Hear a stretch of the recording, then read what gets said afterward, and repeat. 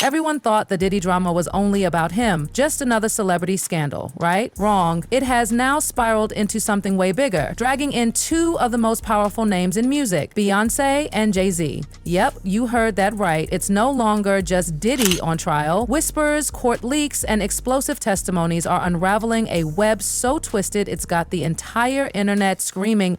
What started as a legal takedown is now starting to feel like a blockbuster crime thriller. Leaked recordings, sealed files cracking open, and federal investigators circling like sharks. It's like we've stepped into a live-action mystery with the biggest names in showbiz at the center of it. Right, the brave Diddy insiders finally able to tell all. Well, the things that I experienced with him were monster-like. When Diddy's case picked up steam, everything changed. It wasn't just about what he did, it became about who else might have been involved, or at least who saw things and stayed silent.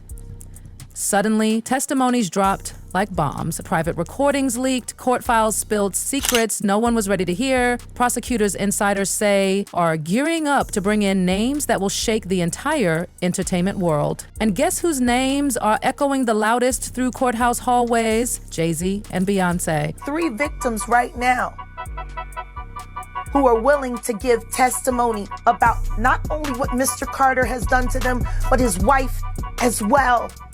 They're a nasty little couple. They do nasty things. What do you think happened with Kim Ford? Keeping people against their will. Putting people on planes while they're unconscious, just like Aaliyah got on that plane. It will come when we will name names other than Sean Combs, and there's a lot of names. It's a long list already.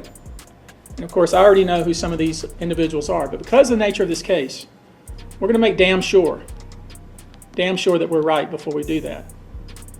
But the names that we're gonna name, assuming that our investigators confirm and corroborate what we've been told. But in the middle of all that chaos, one name keeps rising from the ashes like a haunting echo, Aaliyah. Over 2 decades after her tragic death, her story is back in front and center, and this time it might finally get the justice it's always deserved. The problem with Rock Nation and Jay-Z now, or They're murders and elaborate setup kings. I ain't simple like his wife, and neither was Aaliyah. I guess that's why he had her killed.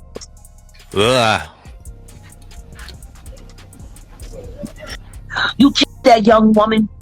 Who the fuck else would have known better how to have someone posing as Dame Dash's personal assistant call Aaliyah so strategically and tell her she needed to rush to the hospital in Miami because Dame was on his deathbed.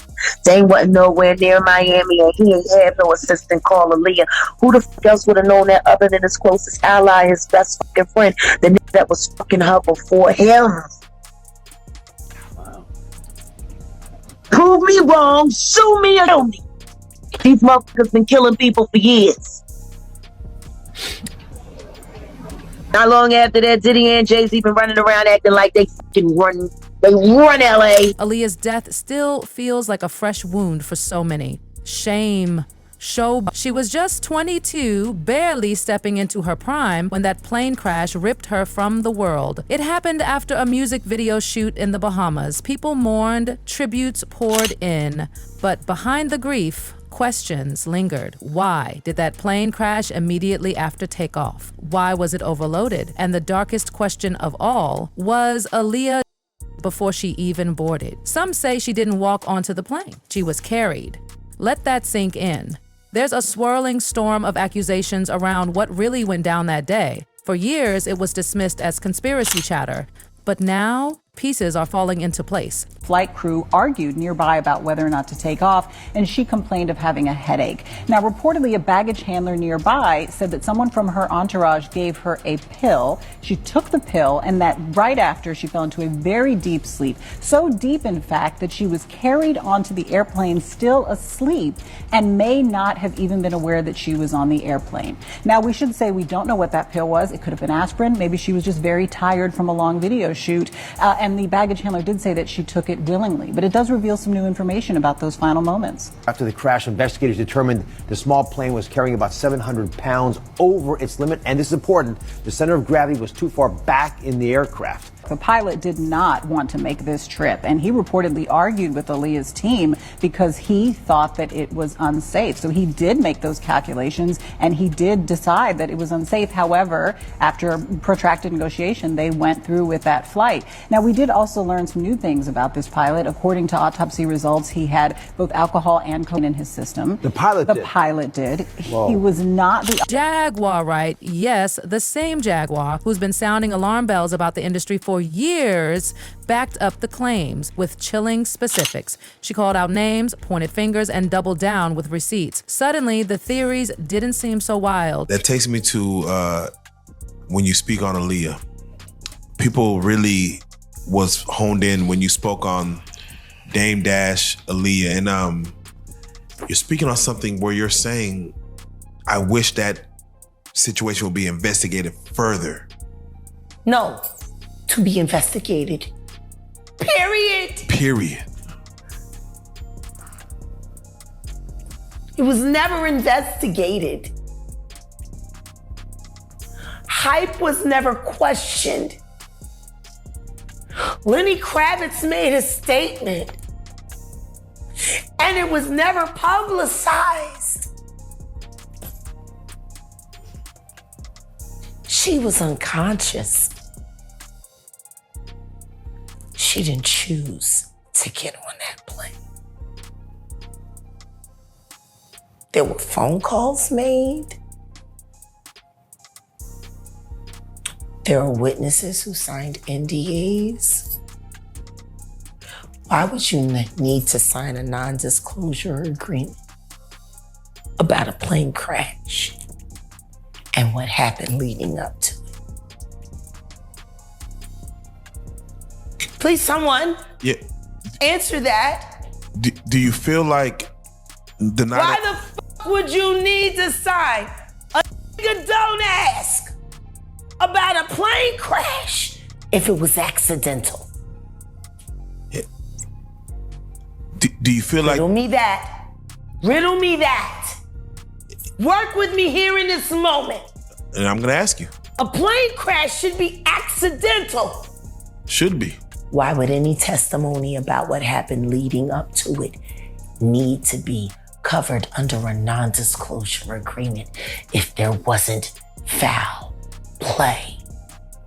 There are people who did short sales on their stocks right after that, made a lot of fucking money, including Sean Carter. Now I'm going to ask you, why would non-disclosure agreements need to be signed for an accident?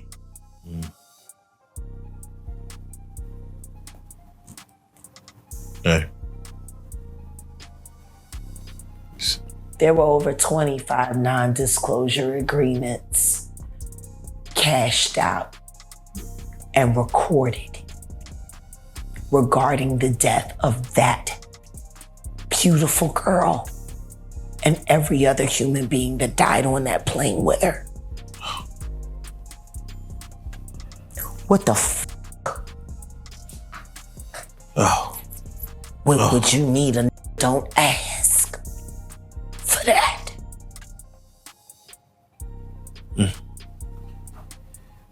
And Diddy had Hype Williams the balls.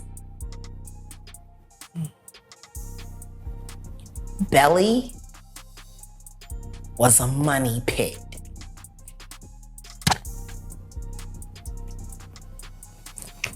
Without question. Yeah. And Jay-Z got 10 free videos out. And then came a moment that truly stopped hearts. Aaliyah's uncle spoke out loud and clear, and the world started listening again. What would you do differently? How would you protect Aaliyah? Oh, God. That's a good, ugly question, because there's so many things and so many nights that I've stayed awake wondering if I had made a plan different, or if I had been there to the video shoot myself. Let's rewind to the beginning. Aaliyah was a prodigy. She had it from the start. She hit the stage as a child, and by 14, she dropped her debut album. It should have been fairy tale, but what happened behind the scenes was anything but. R. Kelly, yes him, helped launch her career. But then came the infamous fake ID. He was 27, she was 15. They secretly married, and her family had to swoop in and shut it down. But the trauma, the damage, it was already there. You all married or not? No, I'm not married. Robert's doing his thing, I'm doing my thing. He's a great producer, great artist who I do admire, and there's nothing there. When he did the record with him, with Jake, that's why I was that was almost like one of the things where I was just like, he's out of here, Jake. I just let it go because I couldn't believe he did a project with her, with R. Kelly, knowing that he had my girl. What are prosecutors saying that he did to Aaliyah? Yeah, the reason Aaliyah is part of this case is because prosecutors say she is one of the victims in a decades-long criminal enterprise led by R. Kelly, essentially for the purpose of sexually abusing underage girls. Now, during this trial, one of R. Kelly's former tour managers testified that he is the one who personally bribed a government official to get a fake ID for Aaliyah, saying that she was 18 years old when she was really 15. Why did he do that? Because R. Kelly reportedly wanted to marry her. That's what this man testified. And he said that R. Kelly wanted to marry her because he had gotten Aaliyah pregnant. And he wanted to be able to legally authorize an abortion for her as a minor at just 15 years old. And he also wanted to protect himself from prosecution. It's reprehensible. It's awful. I understood the getting married part. I didn't realize there was a... Still, Aaliyah kept pushing. She rose above it all. Hit after hit, fashion icon, beloved star, she was radiant, but that final flight changed everything. Years later, a source claimed Aaliyah never willingly boarded that plane. They say she was knocked out, given a sedative, and had to be carried on board. Can you even imagine? Uncovered about that allegation.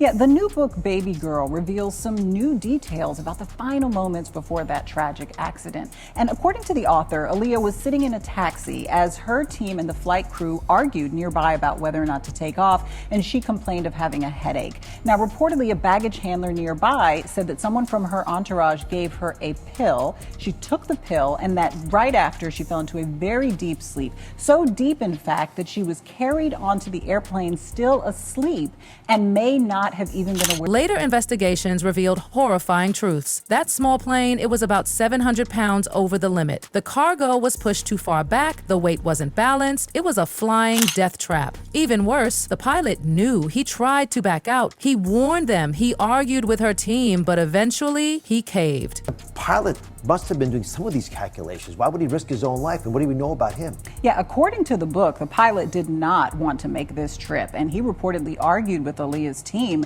because he thought that it was unsafe. So he did make those calculations, and he did decide that it was unsafe. However, after protracted negotiation, they went through with that flight. Now, we did also learn some new things about this pilot. According to autopsy results, he had both alcohol and cocaine in his system. The pilot did? The pilot did. Whoa. He was not the authorized pilot for that plane, and he had just joined that company a few days prior to that flight. So he was there. And just when you thought it couldn't get darker, bam! The autopsy dropped alcohol in the pilot's system. Plus, he wasn't certified to fly that kind of plane. He had only been with a charter company for days, one red flag after another. It was a recipe for disaster. And 20 years later, her fans still grieve.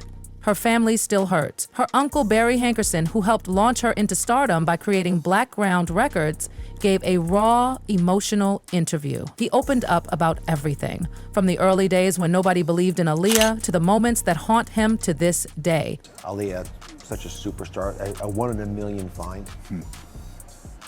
Oh my God, that is so difficult to answer. She had, from a little girl, she had a way that she just did things slightly different. She would view a movie slightly different. She would dress slightly different.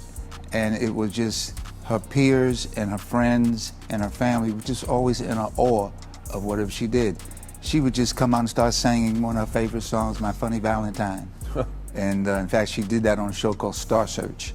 Yep. And she just was so special. We knew how special she was until she started talking about singing. I don't think any of us knew where she was headed until she actually started singing all the time and wanting to perform. And because of my profession, you know, it just happened to be, hey, why don't we see what we can do? About a year and a half ago, you had a stroke. Yes. Could have been devastating. It was pretty scary. How did that brush with death impact how you now view the passing of Aaliyah? Oh. Well, it kind of made me feel closer to her, to be honest with you, because when I had the stroke, it was so out of the blue and so sudden. For about an hour, I didn't know where I was.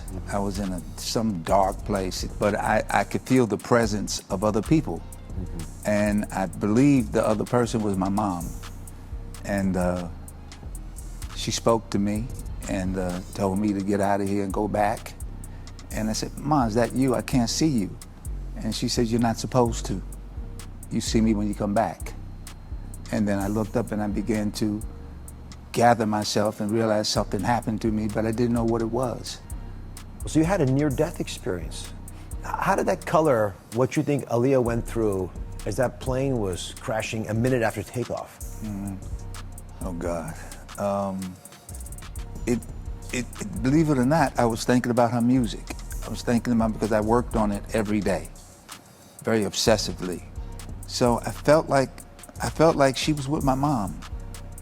So does it make you more comfortable that Aaliyah might be there with your mom, or did you feel worse that she had to go through this as well 20 years ago? No, I'm sure Aaliyah and my mom are in the same place. Yeah. After that experience, it's no question in my mind. Where were you when you found out about the plane crash? I was on my farm in Georgia, and got a call, and somebody says, "You got a long distance call. It's from the video shoot," because I knew that they were shooting a video, obviously. I ran to the phone, and I spoke to the director, Hype Williams, and he said, "Aaliyah's gone." And I was devastated. I immediately called Minister Farrakhan and asked him, could he call God? Could he talk to God? Barry said he never wanted Hype Williams to direct that fateful video, but Aaliyah's mother insisted, and Barry gave in. Now, he says he regrets it with every fiber of his being. He believes that choice was one of the dominoes that led to her death. Hype Williams. Yeah, Hype was the director. Be very honest with you, I did not want to use Hype Williams, but there was a push from management, which is her mom, to do a video with Hype. I did not really want to work with Hype Williams. I regret that. If I could do it over again, I would not have worked with him. And I don't know where the video would have been shot. Would it have been still shot there or someplace else? But it's the first time I've ever said that. But that's what was in my heart when his name came up. So it was more your sister than R. Kelly pushing for Hype Williams? I don't know, but that's a very good question. There was some type of rapport my sister had with Robert Kelly that began to creep into our lives. And I really don't know what that is. I really couldn't tell you what that is. That's something my sister would have to talk about. But I did feel, because Hype and R. Kelly had a relationship because he directed a lot of Robert's videos. So the fact that you just said that is very amazing, because it was a push to use Hype more than there was a push to use anybody else. So at that time, I was after the debacle with R. Kelly. I was for not having any linkage to Robert Kelly at all through directors or whatever. So that did come up that way, and I lost that battle, and Hype became the director. But the most soul-crushing moment of all, when Barry was asked how he reacted after learning that R. Kelly, yes, the same man accused of destroying so many lives, had secretly, illegally married his baby niece. You learned, I'll say different, what did you do when you learned that R. Kelly had illegally married your niece, Aaliyah? Went crazy. I really went into myself. I met with the minister and really had to debrief me, and because my reaction was not a good reaction.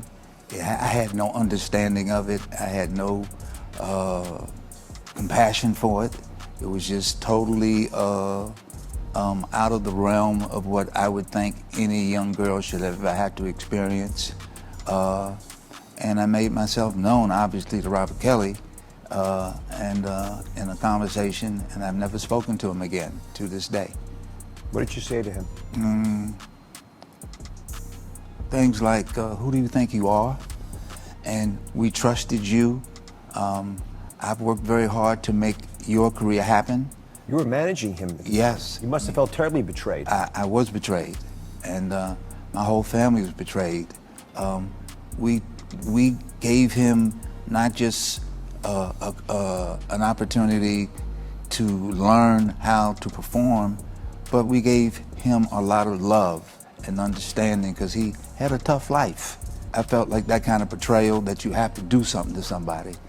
But because of the mentorship of the minister, I totally went another direction and simply just followed along with my sister and just kept it to a very low ebb in our family and to the public so that Aaliyah would not have to experience as much strife and pressure that could come from her family.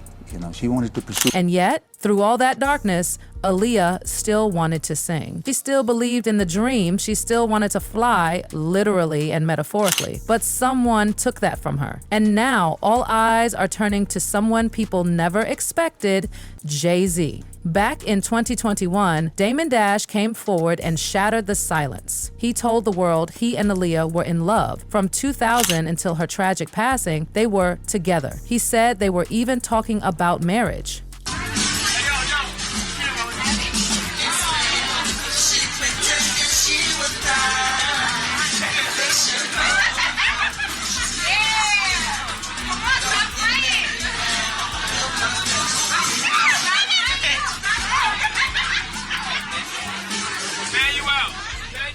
But what really raised eyebrows? Dash said Jay-Z was very into Aaliyah before him. Apparently Jay-Z pursued her hard.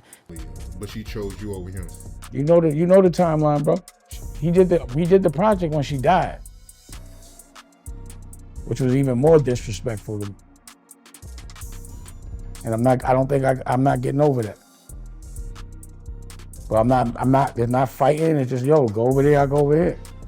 That's what it is. But it doesn't mean hate on me and f my money up, but apparently it did. Just weeks before the crash, Aaliyah was seen hanging out at the house that Dash and Jay once shared.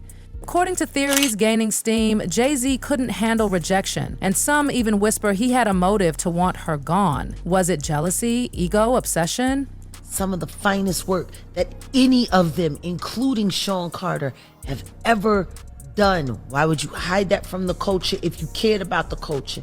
You can't, because you don't want people to go back and see what you hid, what you lied about, and what was really going on. While you're sitting there, you have me crooning in the background, singing for the angels over lyrics that you wrote for a young woman that you took. Aaliyah. Yes, bless her soul, bless her heart, rest in peace to the late great that never got a chance to even actually arrive. That was before her time, that we all respect and revere. And it's disgusting that they're slumping it. Look at what the fear of man did. Talk to me. Because if anybody had truly been focused on God in that moment, they would have forced an investigation, and somebody would have snatched Hype Williams by the collar and just asked him some real questions until he cried. Dash said Aaliyah didn't take relationships lightly. She dated when she liked someone for real. She wasn't into playing games. And Dash revealed something even more disturbing. He couldn't believe how chill Jay-Z was working with R. Kelly after everything he knew. The girl in the video was as young as 13 when it was made. I mean, I wasn't there. You know what I'm saying? Like, I know that. I know I ain't have nothing to do with that. That's crazy Your to me. partner. It's not. Yo, he's not my partner. Look how my partner played me. You calling him my partner? Publicly, that man did a record with that my girl and then went on a tour with him. But I had to look the other way. And because my girl said leave it alone, I left it alone. You left it alone. Dame couldn't break his promise to Aaliyah, but his anger was spiraling out of control. Wire Right told us that Jay-Z was worse than Diddy.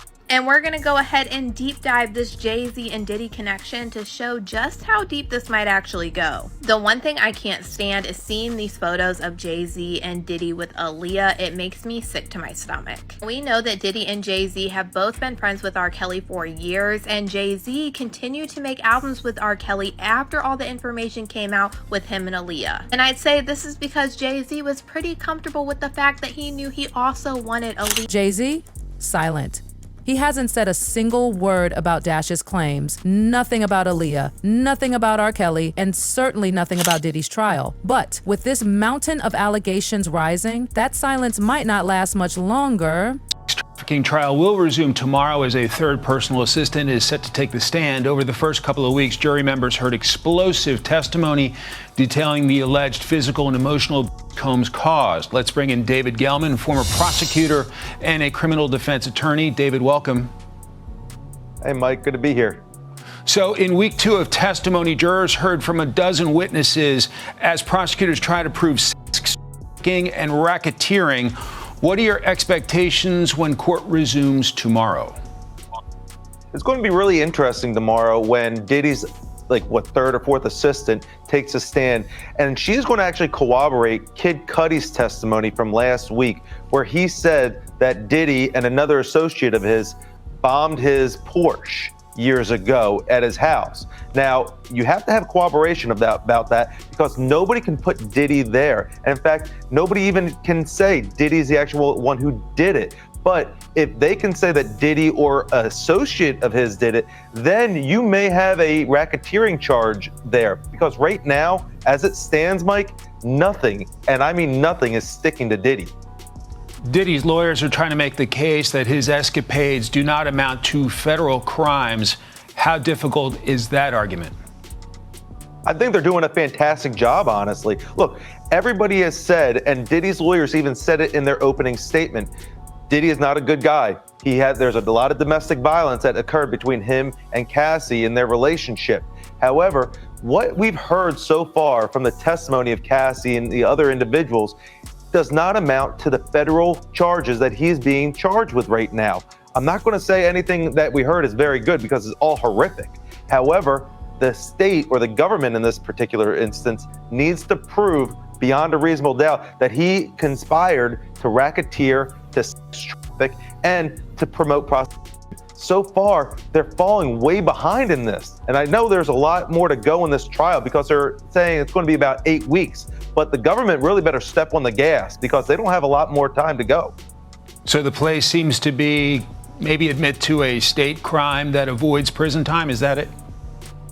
Yeah, I think so. Look, again, you're hearing about all this domestic violence, but all that has nothing to do with... This time, it's not just about a plane crash. It's about who put her on that flight and why. And the people allegedly being looked at, not just the airline, not just the label, but the people who were around her, who controlled her schedule, who benefited from her silence, and who had something to lose if she ever decided to speak. There are rumors that she knew too much, that she had seen things, heard things, maybe even recorded things. And with everything Diddy is being accused of right now, from manipulation to grooming to blackmail, people are starting to wonder, did Aaliyah know secrets? Did she pose a threat? And if she did someone make sure she never got the chance to tell? These aren't just theories anymore. These are the kinds of whispers turning into full-blown investigations, and federal agents are reportedly circling, following up on past interviews, tracking who was on that island, and more chillingly, who wasn't. This goes beyond gossip. This is a possible conspiracy decades in the making, and it's all unraveling right now in real time. The industry's in shock. Because if Jay-Z does go down, if he's named by Diddy or pulled into this reopening of Aaliyah's case, it won't just damage his legacy. It could blow up everything he and Beyonce built, their empire, their brand, their bulletproof image. Gone. And Beyonce? So far, she stayed completely silent. No public statements, no cryptic Instagram posts, just radio silence while the internet burns with questions. Some say she's preparing a legal team, others believe she's distancing herself, but one thing's for sure, this silence, it's loud. And let's not forget, when these kinds of stories start gaining momentum, they don't just stop at rumors. Receipts start flying, witnesses resurface, and old buried evidence suddenly becomes relevant again. Barry Hankerson already hinted that he knows more than he's said. Jaguar Wright is still talking. Damon Dash might be subpoenaed. And if prosecutors really want to bring down Diddy, they're going to squeeze everyone connected to him. That includes Jay-Z. People online are already predicting a domino effect. One fan tweeted, "If Jay-Z gets exposed, watch how fast others start flipping. This could take down half the industry." Another wrote, "I've always said there was more to Aaliyah's death. The truth is finally coming. The entire music world feels like it's on the edge of a cliff. People are watching to see who falls first and who gets pushed. And through all of this, one thing keeps echoing. Aaliyah deserved better. She was a light, a pioneer, a star that burned too bright, too fast. And if even a fraction of what's being suggested is true, that she was silenced, manipulated, or sacrificed for someone else's power, then every single person responsible needs to be held accountable, whether they're wearing chains or Grammys." So what happens next? Will Diddy name Jay-Z? Will the reopened investigation into Aaliyah's death finally bring justice? And will Beyonce stay by Jay's side or walk away if the truth gets too ugly? One thing's for sure, the walls are closing in. The spotlight is shifting and the next headlines could change everything. Who's guilty? Who's hiding? And who's next? Only time will tell, but one thing is undeniable. The truth is no longer buried, and Aaliyah's voice, it's about to be heard louder than ever before.